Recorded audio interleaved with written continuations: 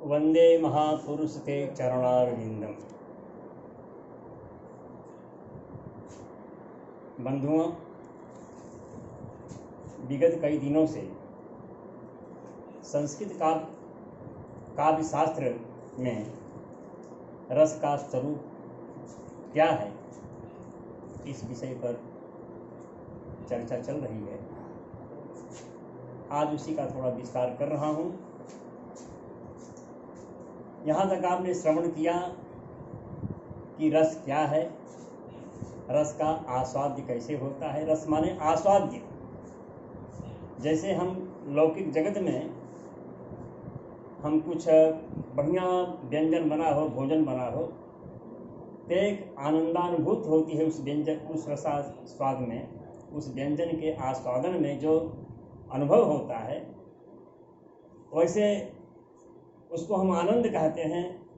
वैसे काव्य के क्षेत्र में या नाटक इत्यादि हम जब देखते हैं तो हमको एक रसानुभूति होती है, जिसका आस्वादन होता है वह रसानुभूति होती है, उसी को भी रस कहते हैं। इसलिए रस माने आस्वादन को ही रस कहते हैं। यहाँ तक चर्चा हम श्रवण की। आप जैसा कि श्रवण कर चुके हैं कि संस्कृत काव्य शास्त्र जगत में रस सूत्र के प्रवर्तक आचार्य भरत मुनि हैं। हालांकि रस पर अपने अपने ढंग से लोगों ने व्याख्याएं भी की हैं, लेकिन हमारे आचार्य मम्मट जो हैं, इन्होंने रस को ध्वनि ही मान लिया। हालांकि आचार्य आनंद वर्धन रस को ध्वनि माना, उसी के आधार पर मम्मट ने भी रस को ध्वनि स्वीकार कर लिया। रस और ध्वनि में कुछ अंतर नहीं। श्री आनंद वर्धन ने जिस काव्य के आत्मा को ध्वनि कहा है, वह ध्वनि क्या है? रस ही ध्वनि है। रस को ही ध्वनि कहा गया। तो श्री आनंद वर्धन रस को ध्वनि मानते हैं। रस ही ध्वनि है, ध्वनि ही रस है, ऐसा उन्होंने स्वीकार किया है। इसी को आधार लेकर के आचार्य मम्मट ने भी इस ध्वनि सिद्धांत की जो प्रतिस्थापित किया, तो वह रस को लेकर के ही ध्वनि की प्रतिष्ठापना की। तो जो आचार्य मम्मट ने ध्वनि की इतनी बड़ी प्रशंसा जो की है, श्री आनंद वर्धन द्वारा स्थापित जो ध्वनि सिद्धांत है, जो काव्यात्म कहा जाता है, तो आचार्य श्री मम्मट ने जो ध्वनि की इतनी बड़ी प्रशंसा की है, उसका यही कारण है कि जिस काव्य में रस है वही रस ध्वनि है। रस का प्राधान्य इन्होंने माना है। अब जब आचार्य मम्मट आए, जब काव्य प्रकाश लिखा श्री आचार्य मम्मट ने, तो उन्होंने स्पष्ट कह दिया है ये रस क्या है, रस की चर्वणा कैसी होती है, बड़ी सुंदर कार्यकारी ही है। अच्छा, कारणान्यथ कार्याणि सहकारिणी यानि च प्रत्यादे अस्थायिनो लोके। अब फिर आगे कहा, वही तानि चेन् नाट्य काव्यो विभावानुभावः तत्कथ्यन्ते व्यभिचारिणः व्यक्त स तैर्विभावाद्यै अस्थायी भावो रसस्मितः। बड़ी सुंदर कारिका है। सारा एक प्रकार से आचार्य भरत मुनि का जो रस सूत्र है, इन्होंने रस सूत्र लिखा और रस की मान्यता को स्वीकार किया, रस को आत्मा माना। एक प्रकार से आत्मा माना भी है। तो रस सूत्र क्या है, रस कैसे अभिव्यक्त होता है, श्री आचार्य भरत मुनि का बड़ा ही सुंदर सूत्र है।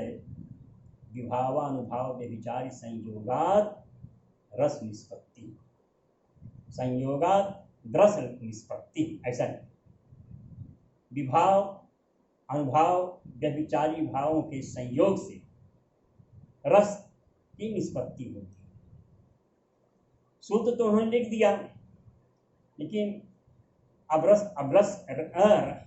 रस निष्पत्ति जो लिखा है, इस पर हमारे संस्कृत काव्य शास्त्र में बड़े बड़े विद्वानों ने अपने अपने ढंग की व्याख्या की। हाँ, उन व्याख्याकारों में वैसे व्याख्याकार बहुत हैं, लेकिन प्रमुख व्याख्याकार 4 माने जाते हैं, जिसको आचार्य मंमट ने अपनी काव्य प्रकाश में निबद्ध भी कर व्याख्याकारों का नाम भी लिया। उन्होंने वो व्याख्या कैसे करते हैं इसको भी उन्होंने लिखा काव्य प्रकाश के चतुर्थ उल्लास में।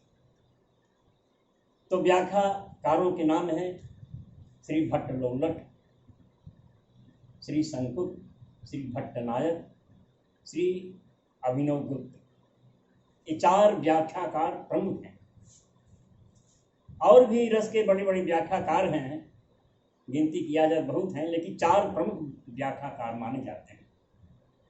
ये चारों व्याख्याकार अपने अपने ढंग से रस निष्पत्ति का अर्थ निकालने का प्रयास किया है। जैसे भट्ट लोलट आए, श्री भट्ट लोलट, ये आचार्य भट्ट लोलट ये बड़े अच्छे मीमांसक थे, मीमांसा दर्शन के बहुत बड़े ज्ञाता थे। तो रस निष्पत्ति का अर्थ उन्होंने अपने ढंग से किया है कि रस की निष्पत्ति माने रस की उत्पत्ति होती है। निष्पत्ति का अर्थ उन्होंने उत्पत्ति माना, इसलिए रस सिद्धांत में श्री लोलट का जो मत है वह उत्पत्तिवाद के नाम से जाना जाता है। लोलट ने क्या कहा कि विभाव, अनुभाव, व्यभिचारी भाव के संयोग से रस की उत्पत्ति होती है। अर्थात इनका जो मत है, इनका जो सिद्धांत है, रस के स्वरूप पर इनका कहना है, इनका मत एक प्रकार से उत्पादकवाद कहा जाता है। इस उत्पादकवाद के बल पर रस की उत्पत्ति होती है, ऐसा कहा। तो इनका कहना क्या है, रस की उत्पत्ति होती है। कैसे इन्होंने सुंदर व्याख्या की अपने ढंग से श्री लोलट ने। श्री लोलट कहते हैं कि विभाव अनुभाव के बल पर रस जो उत्पन्न होता है, यह कैसे होता है। तो उन्होंने 3 तरह का संबंध माना। 3 तरह, गम्य गमक भाव जो पहला संबंध है, अर्थात विभाव, अनुभाव और व्यभिचारी भावों का जो के संयोग से जो रस की उत्पत्ति होती है, यह गम्य गमक भाव होता है। उसके बाद अनुभावों के द्वारा जो रस की प्रतीत होती है, वह माना उन्होंने। इसके बाद जब रस की उत्पत्ति हो गई तो वह अर्थात एक प्रकार से रस की पुष्टि हो गई। लेकिन इन्होंने अपने ढंग से जो व्याख्या की है, उन्होंने कहा है यह जो रस की उत्पत्ति होती है, ये रस की उत्पत्ति कहाँ होती है। जैसे कोई नाटक है, चेन नाट्य काव्यो, जो आचार्य मंमट ने कहा है, तान चेन नाट्य काव्यो। आचार्य मंमट का कथन है कि जो लोक व्यवहार में जो कारण, कार्य और सहकारी भाव होते हैं, वही जब हम नाटक में उसको निबद्ध करते हैं तो उसको विभाव, अनुभाव और व्यभिचारी भाव के नाम से कहा जाता है। जैसे लोक व्यवहार में युवक युवती हैं, एक कारण बनते हैं, और कार्य क्या हुआ, उनकी चेष्टाएं, सम्मिलन की भावना, चेष्टाएं होती हैं। और व्यभिचारी भाव जो बीच बीच में आते हैं, जिन्होंने लोक व्यवहार में सहकारी भाव कहा है, जैसे उनके अंदर वेदना हुई, नहीं मिलन हुआ तो वेदना हो गई, और फिर दूसरा सहकारी भाव आ गया। ऐसे बीच बीच में सहकारी भाव जागते रहते हैं, अवलुप्त होते रहते हैं। यही जब काव्य जगत में हम इसको प्रयुक्त करते हैं तो इसी को ही विभाव, अनुभाव और व्यभिचारी भाव के नाम से कहा जाता है। आचार्य मंमट ने कहा है, तान चेन नाट्य काव्यो विभावानुभावः तत् कथ्यन्ते व्यभिचारिणः व्यक्तः स तैर्विभावाद्यै स्थायी भावो रसस्मितः। बड़ा अच्छा कथन कहा है। अर्थात ये रस क्या है? रस क्या है? मंमट के कथनानुसार रस क्या है कि अस्थाई भाव जब अभिव्यक्त हो गया तो वही रस है। हमारे अंदर जो अस्थाई भाव है, रति इत्यादि, ये हमारे अंतःकरण में, मानव जीवन में अस्थाई रूप से जो निवास करते हैं, तो यही जब परिपुष्ट हो जाते हैं तो रस का रूप, जब अभिव्यक्त परिपुष्ट हो जाते हैं, रस के रूप में आते हैं, अभिव्यक्त होते हैं, वही रस का रूप आ जाता है। एक लोलट कहते हैं। अब देखें लोलट का कथन क्या है। तो दो तरह से इसकी व्याख्या करते हैं। तो रस जो उत्पन्न होता है, जिन्होंने उत्पत्तिवाद के नाम से जाना गया है, रस कहाँ उत्पन्न होता है? अरे भाई, एक तो कोई नाटक का अभिनय कर रहा है, कोई जिससे नाटक है वह अभिनय कर रहा है, और किसी नायक का ही अभिनय, नायक नायिका का ही अभिनयवान, वह जो नट करता है, तो उस जो अभिनेता होता है उसको नट कहते हैं। तो अभिनेता नट और नायक नायिका का जो अभिनय हो, अभिनयमान जो जैसे मान लो श्री सीताराम है, श्री सीताराम का ही अभिनय चल रहा है, तो अभिनेता नट जो है वो अभिनय करता है। असामाजिक जो है, जैसे हम सब दर्शक हैं, सामाजिक हैं, उस नाटक को देखते हैं।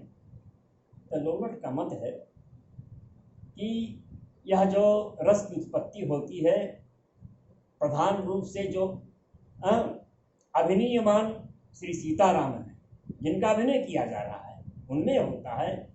और गौण रूप में नट में रस की उत्पत्ति हो जाती है। गौण रूप से रस का अनुभव कर लेते हैं। सामाजिक ऐसा अनुभव कर, यही मालिक सामाजिक ऐसा अनुभव कर लेते हैं। लेकिन इस व्याख्या में बहुत बड़ा दोष दिखाई पड़ता है। सबसे बड़ा प्रबल दोष यह है कि भाई, सामाजिक जो दर्शक होता है, अगर उस नाटक को देख करके उसके अंतःकरण में रसानुभूति न हुई, उस दर्शक को रसानुभूति न हुई, तो लाभ ही क्या हुआ? सामाजिकों को क्या लाभ हुआ? वह सामाजिक उस नाटक को देखिए, जब अभिनेता नट में ही रसानुभूत हो रही है, अभिनयमान श्री सीताराम में ही रसानुभूत हो रही, तो सामाजिकों को, दर्शकों को उस रस से क्या लाभ है? ये बड़ा प्रबल दोष है। तो आगे चल करके एक और अच्छे व्याख्याकार आए, श्री संकुक। एक बहुत बड़े नैयायिक थे। संकुक ने भी कहा, आचार्य श्री संकुक भट्टलोलट पर ही एक प्रकार से आश्रित दिखाई पड़ते हैं। एक प्रकार से उन्हीं का आश्रय है। जैसे अभिनेता नट में रसानुभूत होती है, रस की उत्पत्ति हो जाती है, जो लोलट कहते हैं, इन्होंने कहा कि रस की उत्पत्ति नहीं होती है, रस की अनुमिति होती है। सामाजिक नट में रस का अनुमान कर लेते हैं, ये संकुक कहते हैं।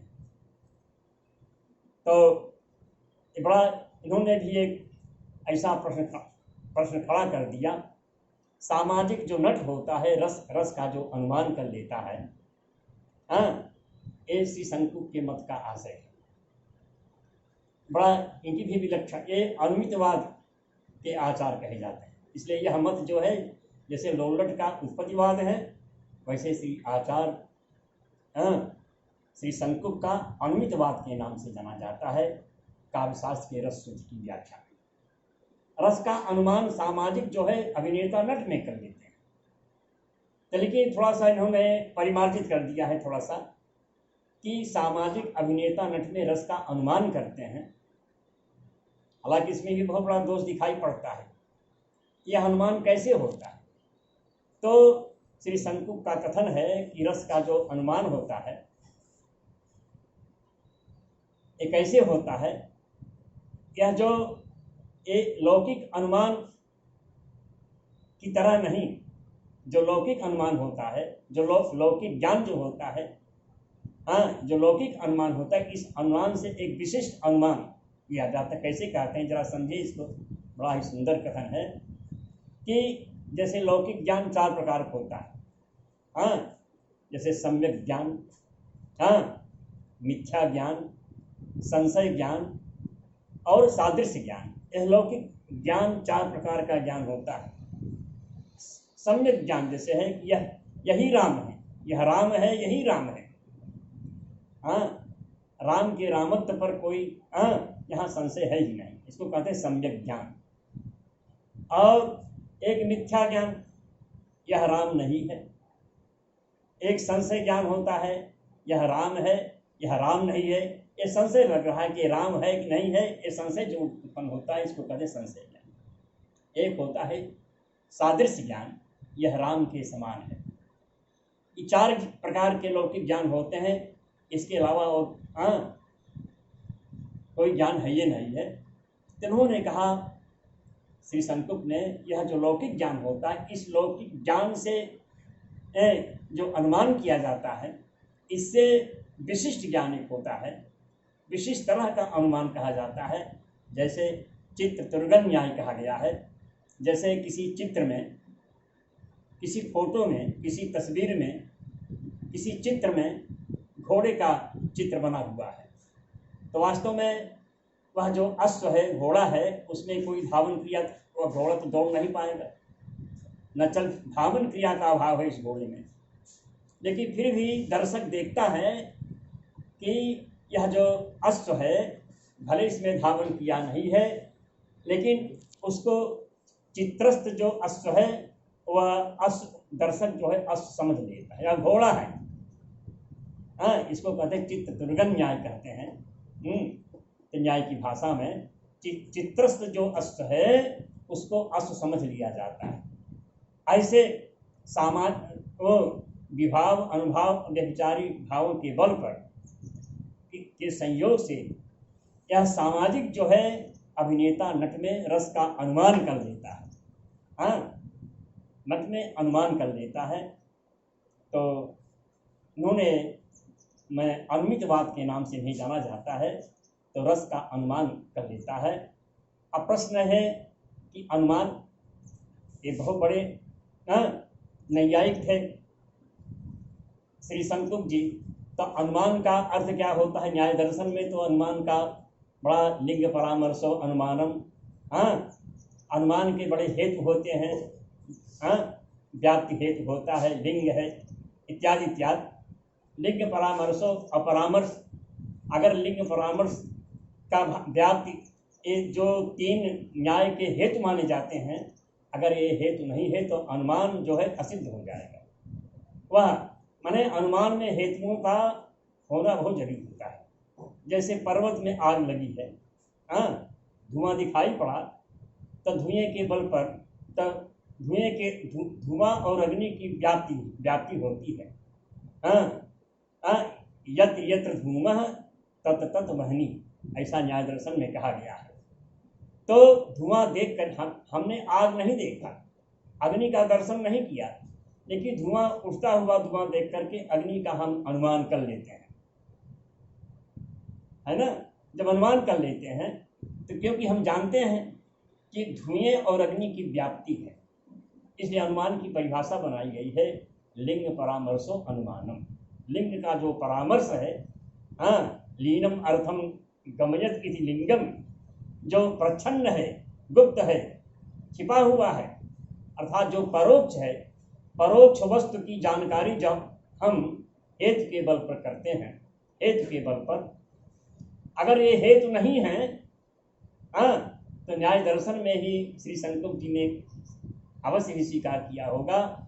तो अगर न्याय दर्शन में हेतुओं, अनुमान के ज्ञान में अगर हेतुओं का अभाव हो जाए तो उसको हेत्वाभास कहा जाता है, मैंने असिद्ध हो जाएगा। अब हेत्वाभास तो कई प्रकार के होते हैं, आज यहाँ कहने की इसकी आवश्यकता नहीं है, लेकिन इसका मतलब है कि अनुमान किसका होता है? परोक्ष वस्तु का ही अनुमान हो, परोक्ष वस्तु व्यक्ति का ही अनुमान किया जाता है। जो चीज परोक्ष है, जैसे अग्नि परोक्ष है, इसको हम अनुमान करते हैं, यहाँ आग है, यहाँ अग्नि है। लेकिन अगर इसको रस के विषय में लाने का प्रयास करेंगे, रस के विषय में, तो तो रस को तो परोक्ष कहा नहीं जाता, रस तो प्रत्यक्ष कहा जाता है। रस रस रस रस का अनुभव या रस की अनुभूति प्रत्यक्ष होती है, ये परोक्ष रस है, ये नहीं है। इसलिए रस के विषय में कहा गया है विभावाद जीवितावधि, जब तक विभाव अनुभाव ये विचारी भाव है, हाँ, तभी तक रस है। अगर ये गायब तो रस गायब है। अर्थात रस जो है परोक्ष का विषय नहीं है, अभी तो रस जो है प्रत्यक्ष का विषय है। तो इसी मत से इन्होंने तो भट्ट लोलट का मत खंडन किया, लेकिन श्री शंकुक का भी मत जो है खंडित हो जाता है। अर्थात रस जो है प्रत्यक्ष का विषय है, हाँ, ये रस जो है परोक्ष का विषय नहीं है। इसलिए रस का जो अनुमान किया जाता है, सामाजिक अभिनेता में जो रस को अनुमान करते हैं, परोक्ष वस्तु का अनुमान के ढंग से किया है, लेकिन रस तो प्रत्यक्ष है। इसलिए अनुमितवाद भी का भी खंडन हो जाएगा। अर्थात यह सिद्धांत श्री शंकुक का माने नहीं हुआ, विशेष रूप से संस्कृत काव्य साहित्य जगत में। और तो रस सिद्धांत जो हुआ संस्कृत काव्य जगत में, तो श्री शंकुक का भी मत जो है इसका भी खंडन हो जाता है अपने आप। अब एक तीसरे आचार्य आते हैं, तीसरे आचार्य श्री भट्टनायक। देखिए एक क्रमशः श्रेष्ठ माने जाते हैं, एक प्रकार से ऐसा लग रहा है भट्ट लोलट का उत्पत्तिवाद सबसे अधम है, उससे बढ़ करके श्री शंकुक का है। अब शंकुक से भी बढ़िया रस का जो स्वरूप बताया गया है वह श्री भट्टनायक का है। ये सांग शास्त्र के सांग सिद्धांत के ज्ञाता थे, सांग शास्त्री थे। इन्होंने रस को न तो उत्पत्ति माना, न तो रस को अनुमिति ही स्वीकार किया शंकुक का। ये अपने ढंग से व्याख्या करते हैं, रस जो है भुक्त होता है, रस का भोग किया जाता है। ये भुक्तवादी थे, क्योंकि सांग शास्त्री, क्योंकि सांग सिद्धांत के मानने वाले हैं, इसलिए ये सांग दर्शन के आधार पर रस सिद्धांत को स्वीकार है। अब देखिए निष्पत्ति का अर्थ है, मैंने भट्टनायक के मत में रस का भुक्त होता है। बताइए, एक शब्द निष्पत्ति लिखा श्री भरतमुनि ने, उसकी अलग अलग व्याख्या अपने ढंग से किया है, बड़ा सुंदर। और श्री भट्टनायक का मत क्या है, अभी की चर्चा मैं फिर करूँगा, बस आज